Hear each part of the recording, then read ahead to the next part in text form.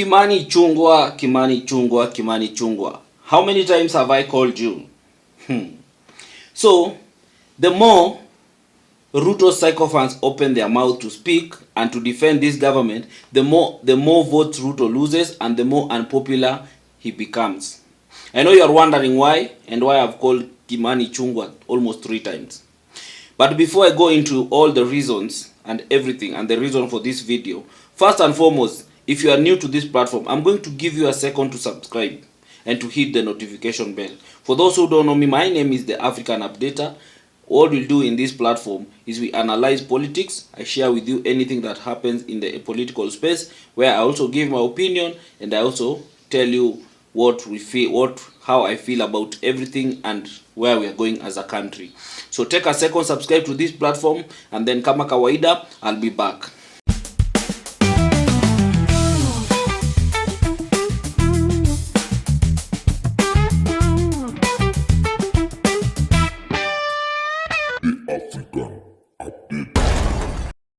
Thank you for subscribing. So you've heard me clearly call Kimani Ichungwa almost 3 times. And I've said that anytime these people open their mouth to defend this government and to defend Ruto, the more Ruto becomes unpopular and loses votes on the ground. So Kimani Ichungwa was being interviewed in Al Jazeera. It's a very famous interview that Ata Ruto has been there. He has been interviewed, Raila and Uhuru, they have been interviewed there. And he was being asked very straightforward questions. And the guy really fumbled. The way he was responding to those questions, oh my God, Ruto was he was just making this government look like a big joke. So I'm going to show you a video of Kimani Ichungwa in that interview responding to some questions. It's a long interview, so I can't put all of it here. And there's also, I'm going to show you a video of Gachagua responding to Ruto and Senator Medu, and then we'll come back. We just want to analyze how worse has Ruto sunk in his popularity. How low has he gone? So watch these videos, and then I'll be back. Your government and your intelligence services have abducted innocent people. You accept that? It has been claimed. Those are matters. Not claimed, it's happened. It has been claimed. You don't accept it's happened? I do not believe there are enforced disappearances perpetuated by the state in Kenya. Not in this day and age. We have an administration which, for the first time, none other than the president himself committed that never again will Kenyans have to disappear and you fish their bodies out of River Yala or River Tana like happened some time back. And therefore, why I say they are claims, but it's because they are claims strange. That are being investigated. They're not claims. Let me give you a fact. Can I give you a fact? Unless you give me fact. I'm going to give you a fact right now, because the audience around the world watching may not know this. The Attorney General of Kenya, his son was abducted. Literally a serving member of the government. His son was taken. How did he get him released? Can you tell our audience? The Attorney General of Kenya is called Dorcas Oduor. Justin Muturi, the former Attorney General, he's been abducted. The person who has alleged that his son was abducted is the former Attorney General, Justin Muturi. And how did he get his son released? And I'll tell you again, I have read from the media, heard Justin Muturi what he said, just as you heard it. It is an allegation by Justin Muturi, somebody who has... Justin Muturi says he went to the president and said, President Ruto, the intelligence service have taken my son. President Ruto called the head of your intelligence service and his son was released. Have you heard Mehdi from President Ruto on the same? Have you heard from the director of intelligence? You tell me what's President Ruto's... Has he denied it? Have you heard from him? No, I don't live in Kenya. You're the expert. Has President Ruto denied that? So why don't you allow then me to tell you my Please take? Do. Because that's your take. Please. From what has been reported. Not my take. I'm reporting a member of your government. This is amazing. I'm quoting a member of your government, not the opposition, a member of your government who you're calling a liar because he says his son was abducted. That's why I told you Justin Muturi, the former Attorney General and current Minister for Public Service, yes, is a politician to begin with. Has beef with his boss. Okay. In the government itself. Wow. So he made up a story about his son being abducted. There are reasons. Wow, Kenyan politics. Will you allow me?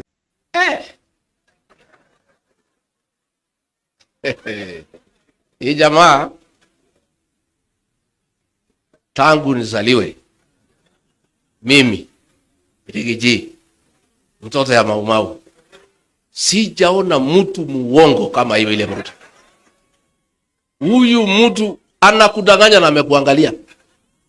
Hiyo kazi mbaya William Ruto ametufanyia, hata na sisi tunataka kumlipa hivyo hivyo.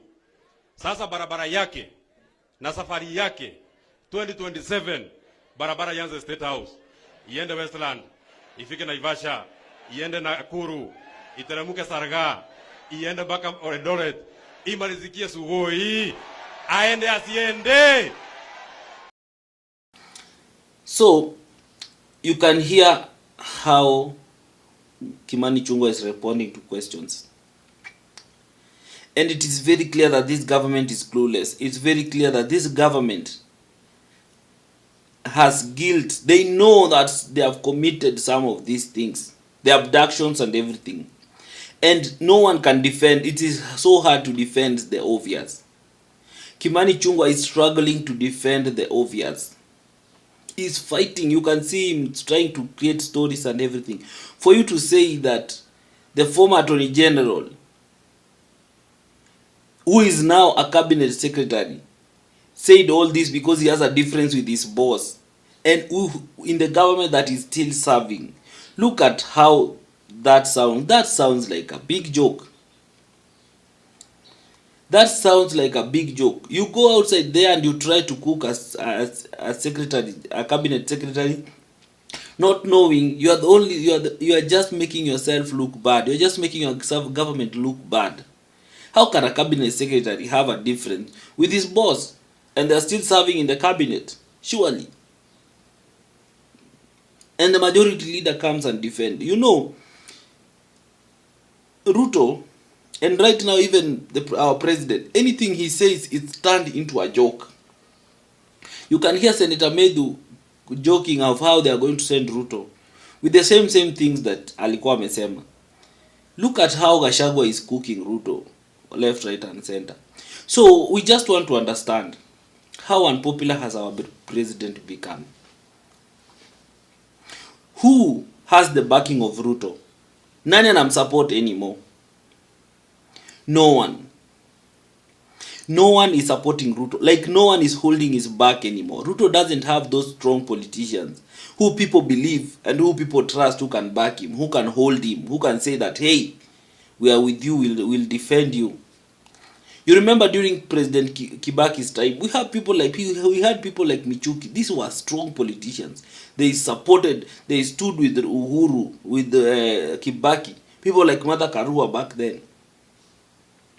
Uhuru had the support of the community. Anytime he would speak, the community would rally behind him and say no. But Ruto, even the Rift Valley, people in Rift Valley, no one is supporting him, no one is standing with him. The whole community seems to be either silent or they have silently abandoned him. The guy is now a lone ranger. Our president is now a lone ranger. No one is standing with him. The people in his government are messing up. You could hear Deborah Baraza when he was in the Senate trying to defend some of the Shah and Shif and Shah and all those jokes that they came up with. You could hear how that minister was struggling until to a point whereby they felt like, no, he's not responding to anything. He's literally struggling he doesn't even understand what all this Shif Shah and everything. He doesn't understand. He's lost. Then you come back to that minister. Walikuwa wanasema minister of water. That young man mwenye alipatiwa kiti. That man has never talked in public. We even don't know his voice. He has never appeared anywhere. None anajua that young man mwenye alipatiwa kazi when Ruto reshuffled the cabinet. No one. Hakuna mtu anamjua. The guy is nowhere to be seen. No one even knows his name. Unless you go out and Google. No one knows his name. No one knows. He has never spoken anywhere. He has never defended anything. He has never even come out to defend the president and everything. So the guy is somewhere just lost. Then look like people like Nini Mbadi. Mbadi is just there, just looking academic.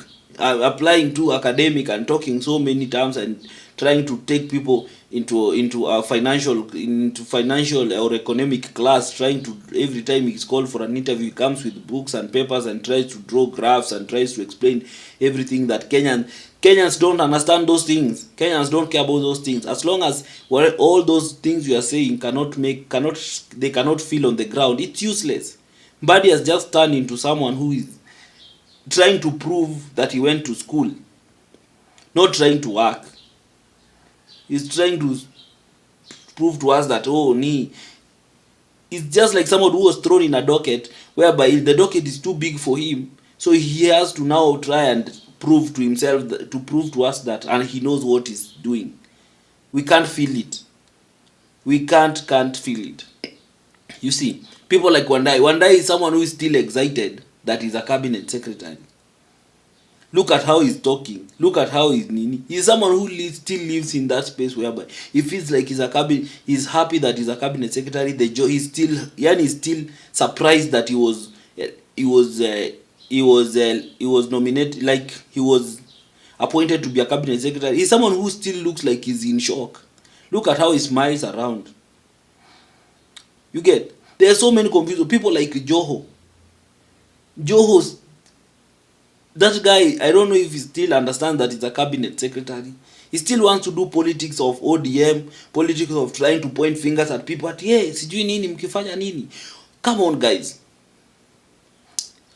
Get off your high horse. It's now 3 years down. You have 2 years to prove that your boss has delivered. Your boss can deliver. What is all this? What is all this confusion? CS Muturi huko anasema vitu zake. Unaona? Alice Wahome was in an interview saying about how this is a tax, how housing levy is a tax. There's so much confusion in this government.